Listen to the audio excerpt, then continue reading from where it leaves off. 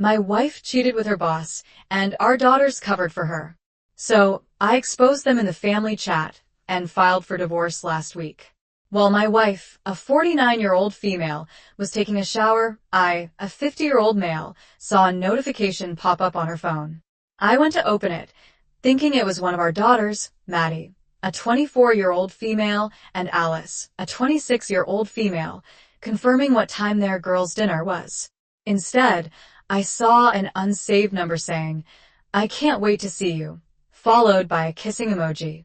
I froze for a second, then clicked on the message and saw a short thread mostly confirming dinner plans for that evening and how they missed each other.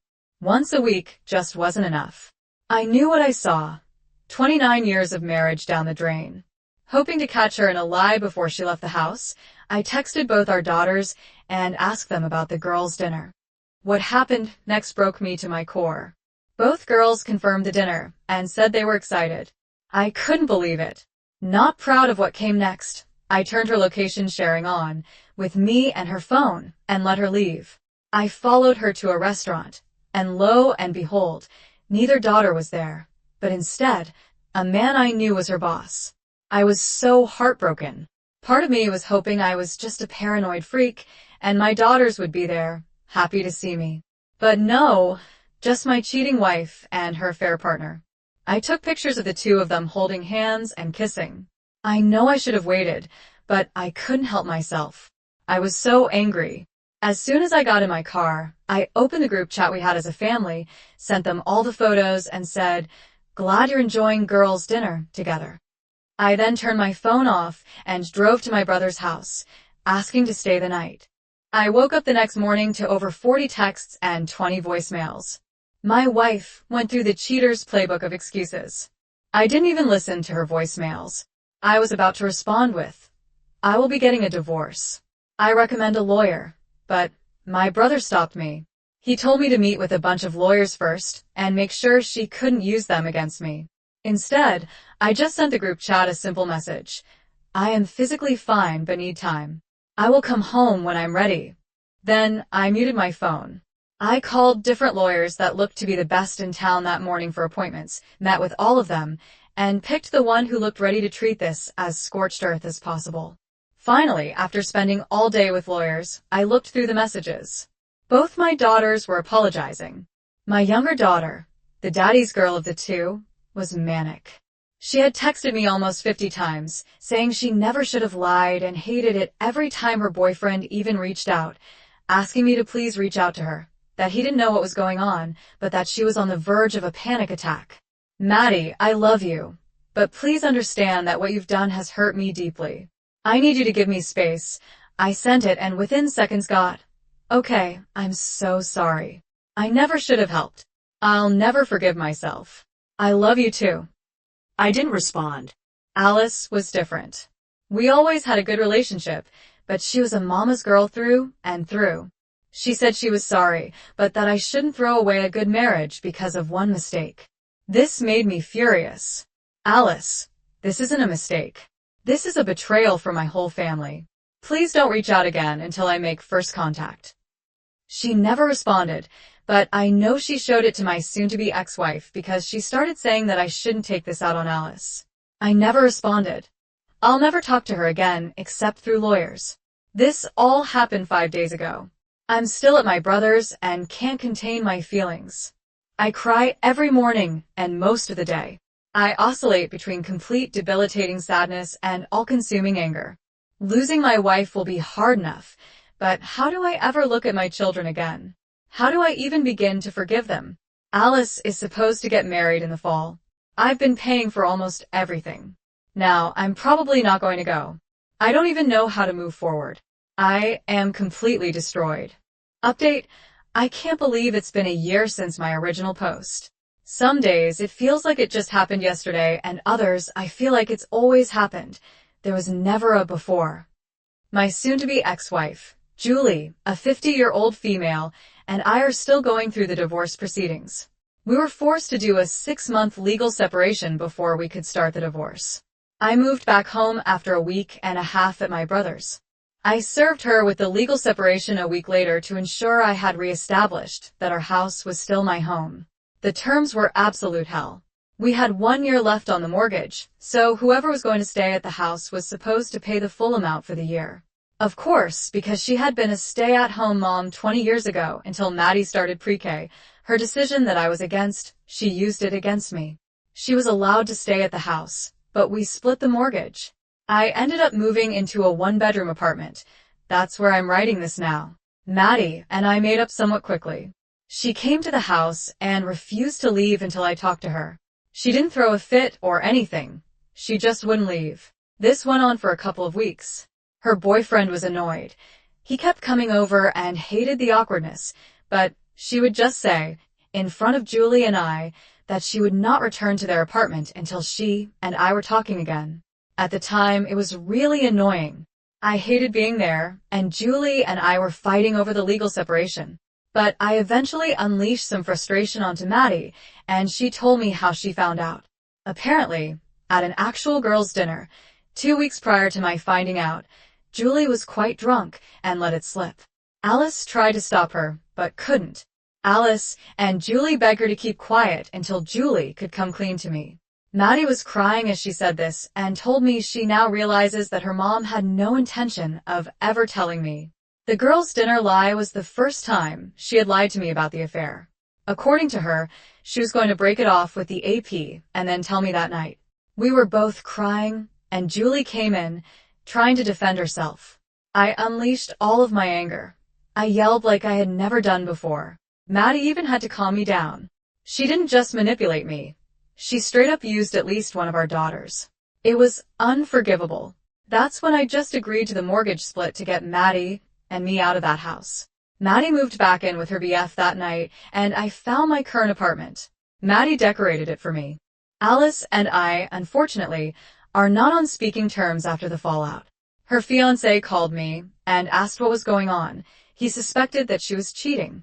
I told him that I had no reason to suspect that she was cheating, but that my wife had cheated on me, and Alice knew before me.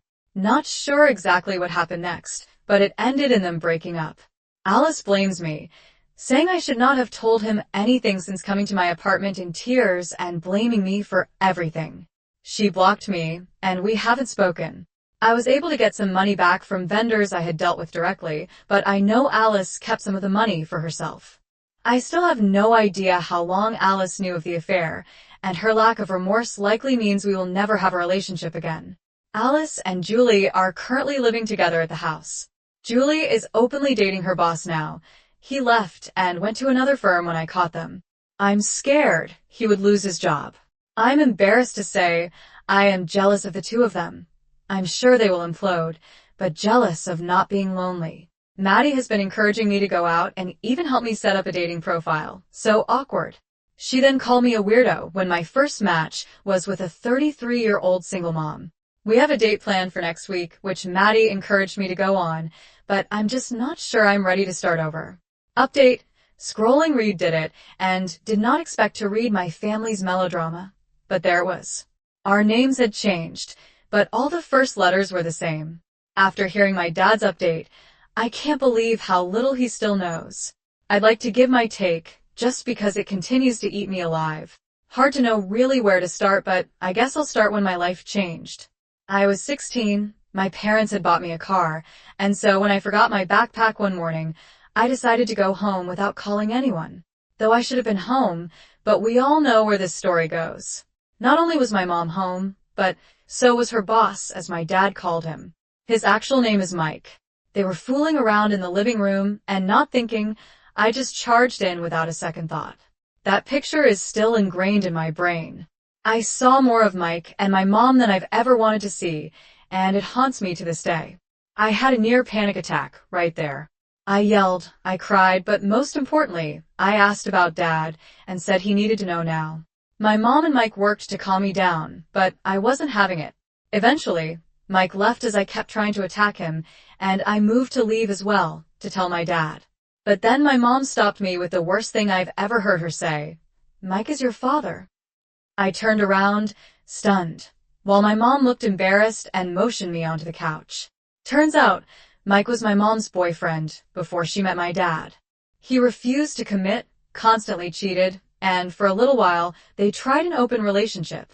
But Mom didn't want anyone but him, and he wanted anyone he could get his hands on. Mom eventually found someone she liked in my dad, but never really ended things with Mike. He was her true love. He didn't really care that she was getting married or that she had kids. Every once in a while, they would have a fight and break up, but never for long.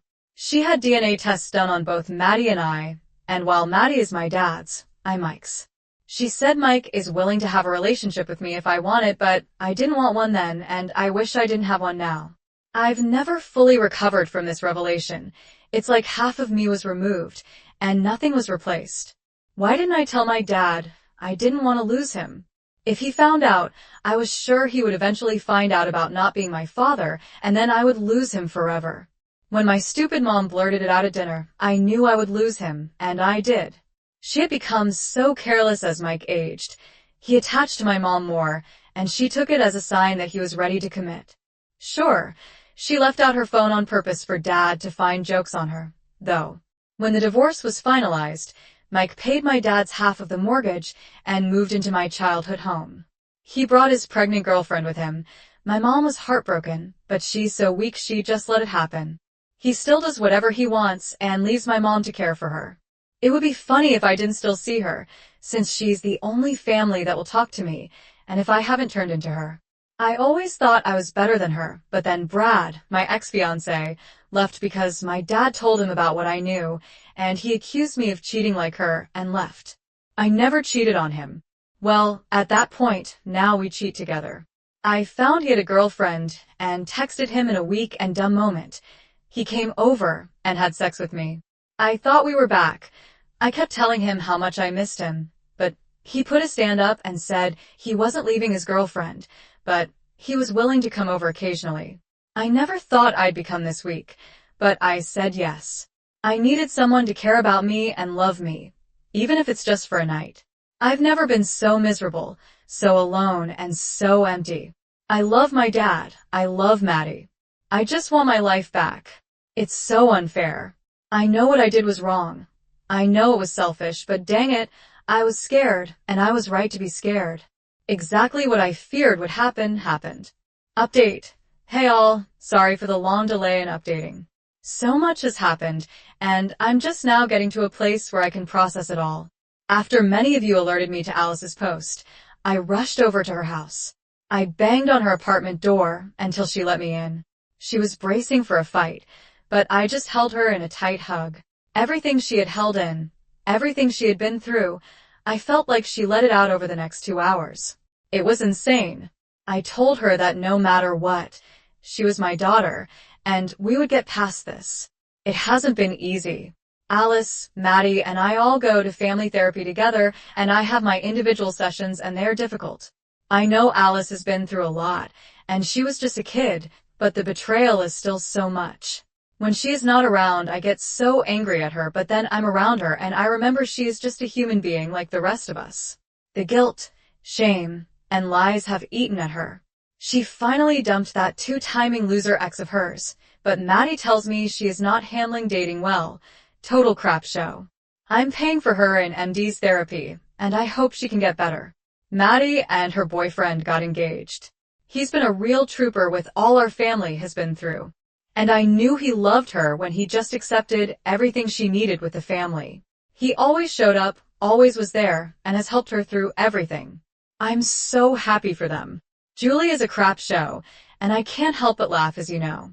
Mike brought home his girlfriend and basically made Julie take care of her, which she did. She just does whatever he wants, and he wants her to do everything. I was out on a date the other night and saw Mike with some other woman. I'm sure Julie knew, and I just think it's hilarious. She will do anything for him, and he won't do anything for her. His girlfriend had the kid, and then she split. Apparently, Mike is making Julie take care of a newborn, and as far as I know, she's just doing it without question. She quit her job to be a stay-at-home CIN. I guess she's not even close to the woman. I thought I knew. She's so dependent on him now that he could do whatever he wants, and she'll accept it. She's tried calling me twice, but it's not my circus. She made her choices, and she'll have to live with them. As for me, I've probably become less sympathetic and more of the idiot. I went out with a single mom for a while, but all the drama with Alice turned her off, and she just didn't want her kids exposed to any drama. Fair enough. With all the issues with Alice, I got more in touch with her friends, and one of them, a coworker who was a few years older, started flirting with me and asked me out. We went out a few times and started dating last month. Alice is not happy about it. I can tell, and Maddie thinks our age gap is weird, but hasn't stopped talking to me or anything. We'll see where it goes. Right now, my daughters won't confront me because of their actions. Life will never be the same. I'm more cynical than I was, but I have my daughters back, and I think I'll be all right. Story 2. I'm 18 years old, female, and I'm getting married in the middle of October to my boyfriend, who is 19 years old. We're planning on a smaller scale wedding with mostly just friends and family. Considering that we both have large extended families, it was definitely a challenge planning for that many people. For a general idea of how big my family is, just my mom has 7 siblings, who all have children of their own. With our small budget, I was looking at redesigning or upcycling a wedding gown instead of having to devote a huge amount of money towards a brand new dress. I mentioned my plans to a couple of people and was in the process of looking at options when my mom's oldest sister's daughter, my cousin, reached out to me. Megan, 40 female, got married in 2015, but the marriage didn't last very long, and they got divorced soon after. I barely remember the husband as he never came to family gatherings, and Megan and my mom aren't particularly close, so I was surprised she was offering something so important after a long time of distance. Regardless, Megan had offered to give me her wedding dress, as it was in my size, and she knew we were trying to avoid spending a crazy amount on a small budget. I loved the idea, and the dress was beautiful. I did make sure she was comfortable giving it to me, rather than loaning it, and she assured me that it held no emotional significance and she couldn't care less if she didn't have to hang on to it. I thanked her and took home the dress. One thing about me, however, is that I am a very chaotic seamstress, and I make the majority of my own clothes. While I did love the original dress, I wanted to make some small changes to the hand and neckline to fit the theme better.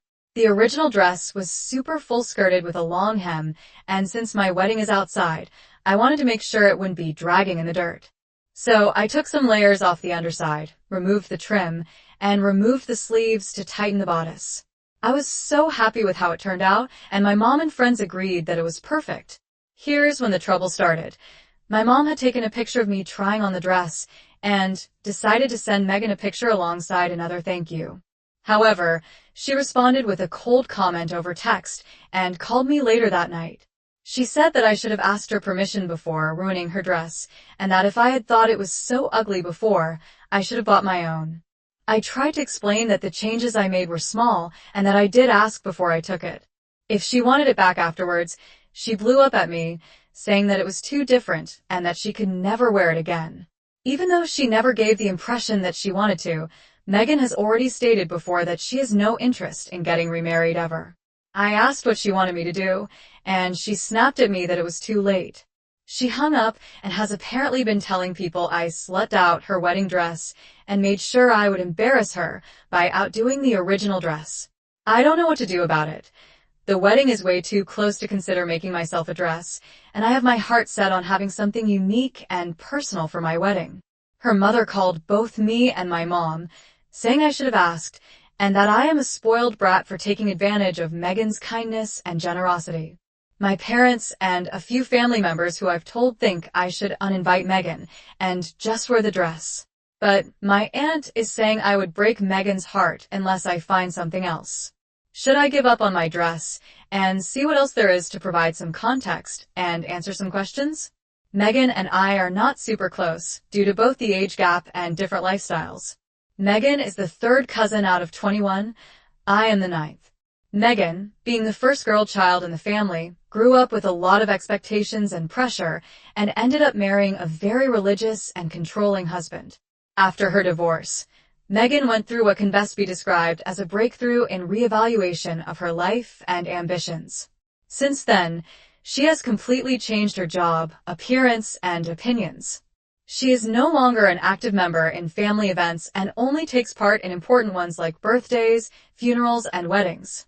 Despite this, we have never had any problems between us, and our interactions have always been civil and kind.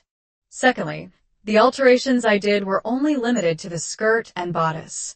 The slut-out comment apparently stemmed from my removal of the sleeves, turning it into a sleeveless top and raising the hem to a T length. My ankles are exposed now.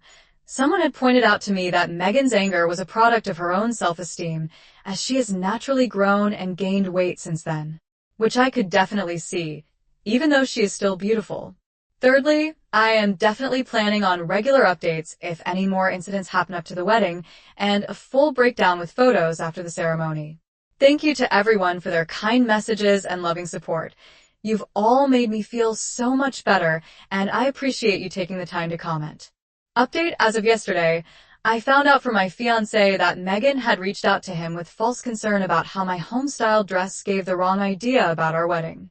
She had the audacity to ask him, the man I've been in love with for nearly 3 years, if he was sure he wanted to marry a woman who wouldn't put in the effort of getting a proper dress.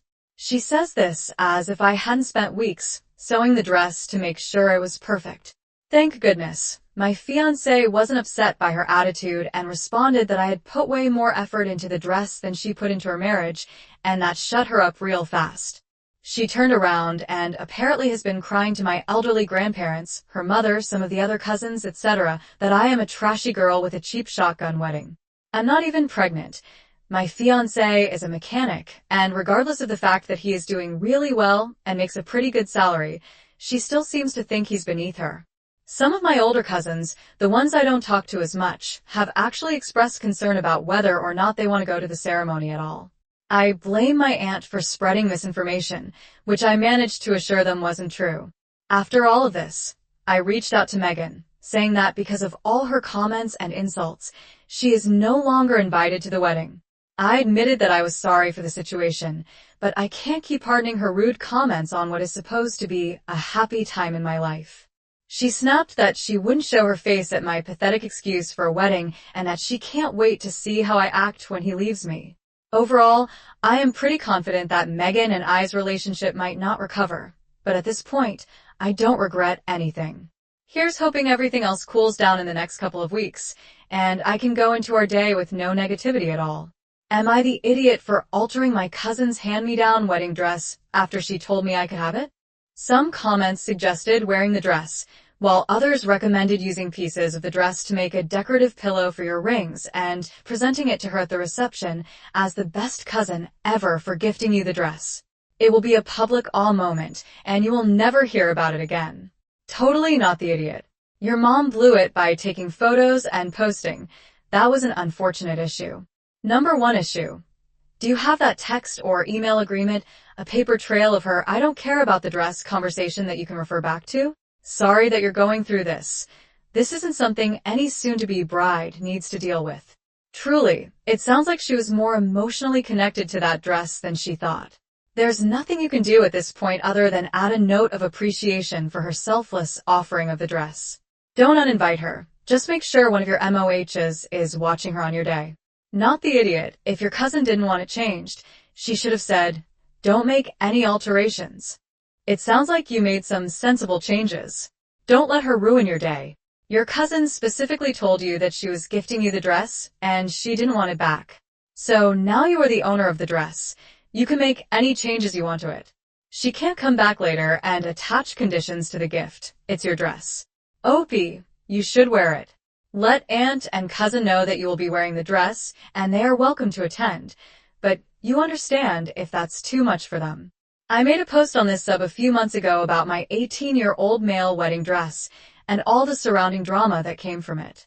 I had been given my 40-year-old female cousin's old wedding dress from a failed marriage and altered it to better fit the needs of my ceremony and my style. She did not appreciate the changes and became very rude and hurtful. My wedding was 6 days ago, and I was asked to do an update. I am happy to share how it all went down. I am still so happy with how my dress turned out, and was very glad to have shortened the train. As there had been rain the night before and morning dew on the grass, The shorter hemline saved me a lot of mess and damage in the long run. Plus, I felt beautiful, and it made such a special day all the more amazing. I had told my cousin Megan that her behavior was rude and unnecessary, and that I did not want her bringing her unpleasantness to my day. However, her mother, who had been one of her primary supporters, had apologized in order to go to the ceremony. So, while Megan herself was not actually at the wedding, I had not completely excluded the issue. Megan's mother, 71 years old, my aunt, is your basic senior white woman and usually expresses her opinions in a loud and unspoken manner. So, I was uneasy in the beginning when she arrived. She didn't make a fuss throughout the ceremony, though, and everything went smoothly. I sneezed while walking down the aisle, but that wasn't anyone's fault in particular. The reception was at an outdoor garden where we had set up under a gazebo, with a temporary floor for tables and eventually dancing. There was a slightly elevated platform for the big table and speeches. This is where my aunt decided to make sure everyone knew about her daughter's dress. After a few speeches, following my friend's champagne rendition of "That Time We Went Camping and the Tent Slid Down a Hill," she made her way up to the podium. She started her speech in the usual unassuming way, congratulating us and remarking on how far we've come as people. Unfortunately, she decided to tie this statement into a comment of, "You've even made your own dress. I mean, not really actually. It was Megan's first." She then went on about how she remembered shopping for the dress with Megan for her own wedding and going on and on about how it was perfect and made for her. At this point in the speech, I was just staring at her in confusion while my husband and everyone else just sat there awkwardly, waiting for her to be done. She finished her speech with a half-sass backtrack to me, looking lovely and wishing us good luck on our marriage. She ambled back to her seat and let the ceremony keep going, looking entirely too proud of herself. Other than that, the only other trouble she caused was her apparently showing every, and she could manage a photo of the original, which is really not that bad in the grand scheme of things. I am so happy that my family and friends were able to be there and celebrate with us, and I can't wait to see what comes for us next. Thank you again to everyone who commented and reassured me in the beginning.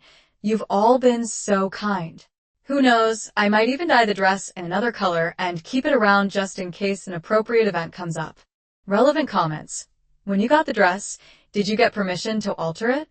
Perhaps there might have been an expectation for it to go back to her when you were done with it. I did. I mentioned in my original post that I had asked specifically if it was mine to keep, and she agreed that was a big worry of mine in the first place. But she told me she had no attachments to it. You should reach out to your aunt and thank her for making a speech showing her support of you and your marriage. You got so many compliments on the work you did to the dress after she pointed out that you did all that yourself. Everyone was super impressed by the before and after pictures. So, you wanted to give her a personal thank you. I think that they would have made comments about it being your cousin's dress and shown pictures if you didn't make adjustments, so I think you picked the better path. Once someone gives you something, it is yours to do with as you wish. If she didn't want you to alter it in any way, she should have put that condition on the gift, and that way, you could have refused it since it wasn't as you imagined your dress to be. You weren't wrong, and your aunt and cousin need to suck it up and never mention it again.